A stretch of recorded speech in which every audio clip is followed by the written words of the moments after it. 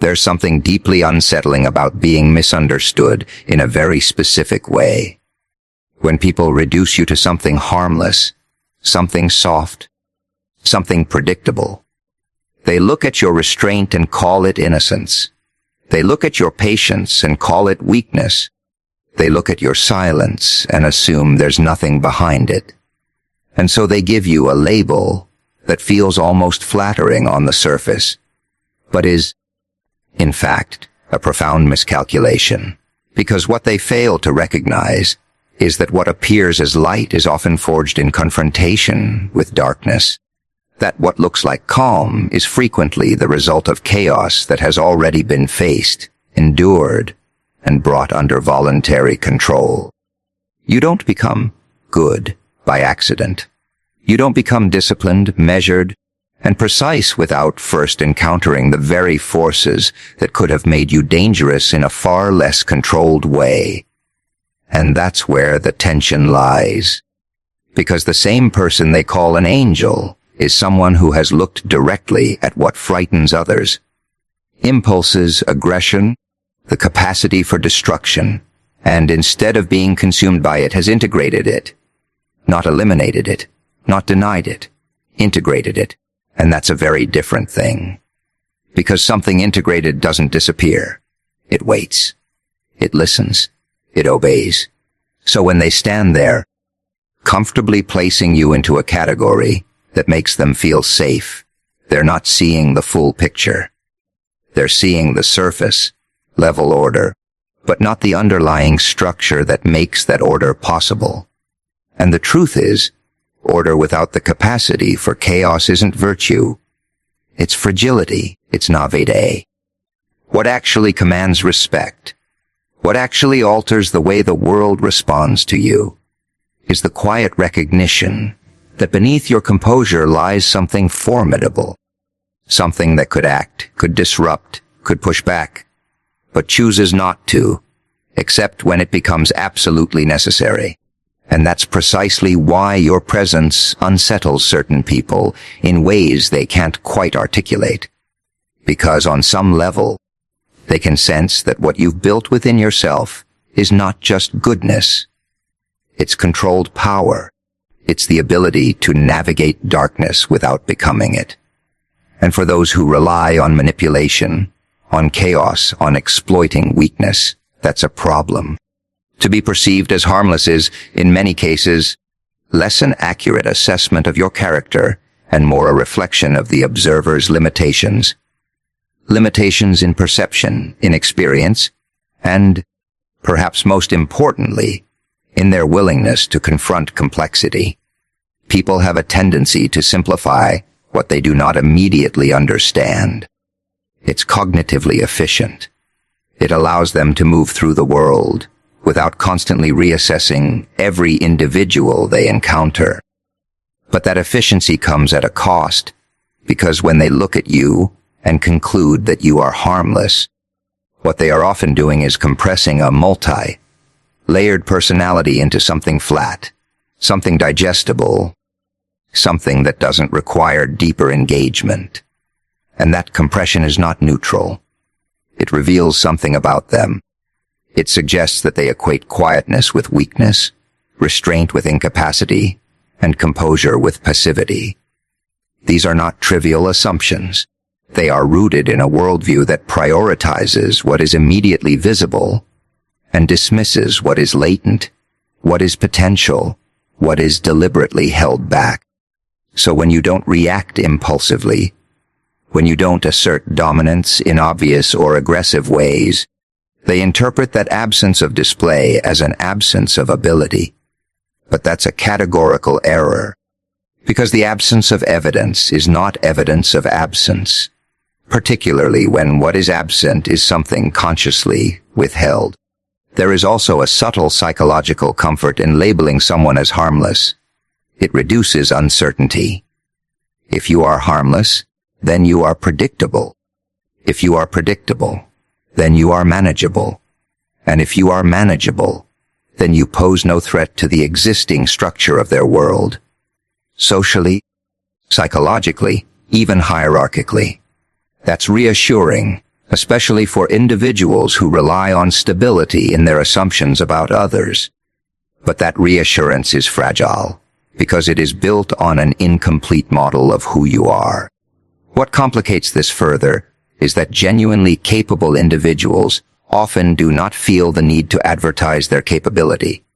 In fact, there is a strong argument to be made that the more integrated and disciplined a person becomes, the less overtly they display their strength. Not because they lack it, but because they are not governed by the impulse to prove it. They understand the cost of unnecessary conflict. They recognize that power, when exercised indiscriminately, leads to chaos rather than order.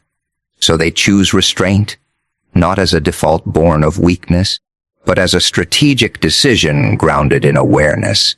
And that's precisely where the misinterpretation becomes most pronounced. Because from the outside, restraint and incapacity can look remarkably similar. Both involve a lack of visible action. Both can appear as silence, as stillness, as non-engagement. But internally, they are radically different states. Incapacity is characterized by an absence of options. Restraint, on the other hand, is defined by the presence of options and the deliberate choice not to act on them. So when someone calls you harmless, what they may actually be revealing is that they have neither the perceptual acuity nor the experiential depth to distinguish between those two states. They are not seeing the tension you carry, the discipline you've cultivated, or the boundaries you've chosen to uphold. They are seeing a simplified version of you that fits neatly within their existing framework. And there's a certain danger in that, not necessarily for you, but for them. Because underestimating someone who has both the capacity for action and the discipline to regulate it is a mistake that tends to correct itself abruptly.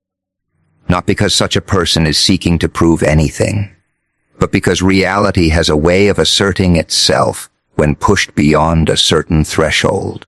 And when that happens, the discrepancy between perception and actuality becomes impossible to ignore. There is a pervasive and, in many ways, dangerously simplistic assumption that virtue is synonymous with the absence of darkness. That to be good is to be free of aggressive impulses, free of resentment, free of the capacity to harm. It's an appealing idea, particularly because it offers a clean, almost sanitized image of morality. But it collapses under even a modest degree of scrutiny, because it ignores a fundamental aspect of human nature, the undeniable presence of potential for destruction within every individual. To deny that capacity is not to eliminate it. It is to render yourself unconscious of it. And what remains unconscious does not disappear. It operates in ways that are indirect, uncontrolled, and often far more damaging precisely because it is not acknowledged. So the person who insists that they are entirely free of darkness is not virtuous. They are naive, or worse, they are blind to the very forces that can govern their behavior under pressure. Real virtue emerges from a far more difficult process. It requires that you first recognize, in a very honest and unflinching manner, that you are capable of actions that are not only undesirable, but potentially catastrophic. That you have within you the same structures that, under different circumstances, could manifest as cruelty, manipulation, or even outright destruction. This is not a comfortable realization. It destabilizes the image you might prefer to have of yourself. But it is also the necessary starting point for any genuine moral development. Because once that recognition is established, the question becomes, what do you do with it? And this is where the distinction between suppression and integration becomes critical. Suppression is an attempt to push those darker elements out of conscious awareness, to deny them, to reject them, to pretend they are not part of you. But that strategy is inherently unstable. What is suppressed tends to re-emerge, often in distorted and exaggerated forms, precisely because it has not been given structure or direction. Integration, by contrast, is a process of bringing those elements into conscious alignment with your values. It is the deliberate act of understanding your capacity for aggression, for example, and then learning how to channel it in ways that are productive rather than destructive. It is recognizing that the same force that could be used to harm can also be used to defend, to assert boundaries, to confront injustice. But that transformation does not happen automatically. It requires discipline. It requires self-awareness. It requires a willingness to take responsibility for what you are capable of, rather than disowning it. And this is where true virtue begins to take shape, not in the absence of power, but in the regulation of it. Not in being incapable of doing harm, but in choosing, consistently and consciously, not to act on that capacity, except when it is justified and necessary. That choice carries weight, because it is made in the presence of genuine alternatives. It is not the default behavior of someone who lacks options. It is the deliberate stance of someone who has them. There is also a certain strength in this kind of integration that is immediately recognizable, even if it is not always consciously articulated. People can sense when someone has confronted their own darkness and brought it under control. There is a stability there, a kind of groundedness that does not rely on external validation. It is not performative. It does not need to announce itself, and that, paradoxically, makes it far more compelling than any superficial display of goodness. Because superficial goodness is brittle. It depends on circumstances remaining favorable. It depends on not being tested beyond a certain point. But integrated virtue is resilient. It has already accounted for the possibility of failure, of conflict, of pressure. It has already engaged with the internal forces that might otherwise lead to collapse.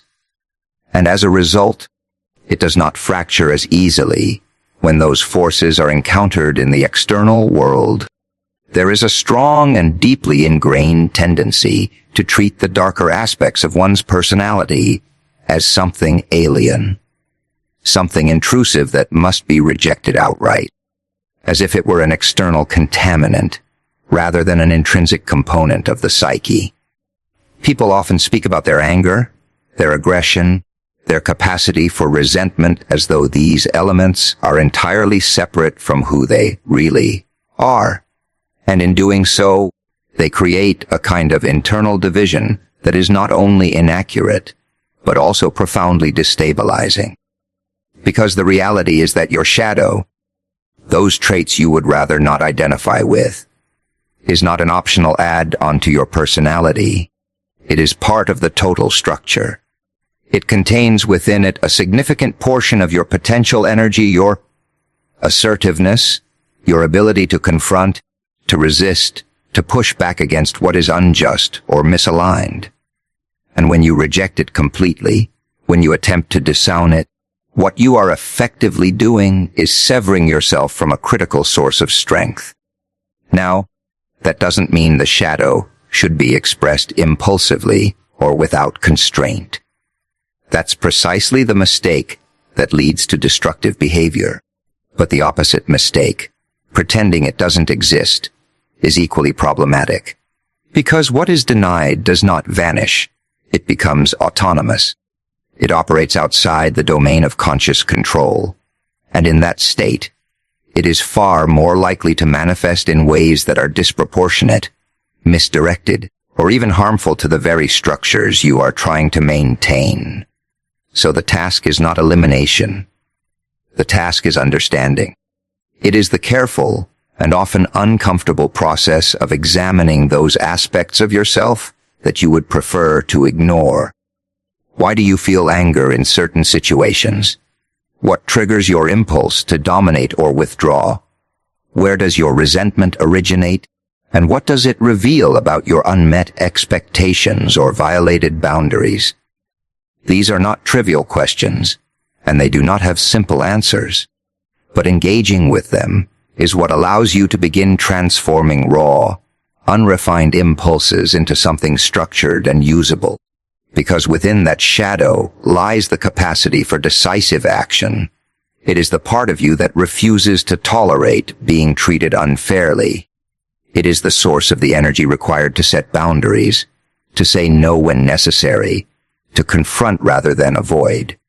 Without access to that energy, you become overly compliant, excessively agreeable, and ultimately vulnerable to exploitation. You may appear virtuous on the surface, but that virtue is hollow if it is maintained at the cost of your ability to protect yourself and assert your position in the world. And this is where discipline enters the equation. Because integrating the shadow is not about giving it free rein. It is about subjecting it to a higher order of organization. It is about taking that raw potential and aligning it with your values, your goals, your long-term orientation. That requires a level of self-regulation that is neither automatic nor easy. It demands that you remain aware of your impulses without being governed by them, that you acknowledge their presence without allowing them to dictate your behavior. There is also a certain paradox in this process. The more familiar you become with your capacity for darkness, the less likely you are to be controlled by it. Not because it disappears, but because it is no longer unknown. It no longer operates in the shadows, so to speak. It becomes something you can anticipate, something you can prepare for, something you can direct. And in that state, it shifts from being a liability to being an asset. This transformation does not make you dangerous in the chaotic sense. It makes you formidable in a controlled and deliberate way. It means that when a situation calls for strength, for confrontation, for resistance, you are not left scrambling to access resources you have never developed. They are already there, integrated into your behavioral repertoire, ready to be deployed with precision rather than impulse. And that's a fundamentally different mode of being from the one that relies on avoidance and denial. It is grounded in the recognition that strength is not the absence of darker tendencies, but the ability to harness them without being overwhelmed by them. It is the capacity to stand firmly in situations that would otherwise provoke either collapse or uncontrolled reaction, and to respond in a way that is both effective and aligned with who you have chosen to become. Human beings are, to a remarkable degree, oriented toward predictability. It's not merely a preference. It's a psychological necessity.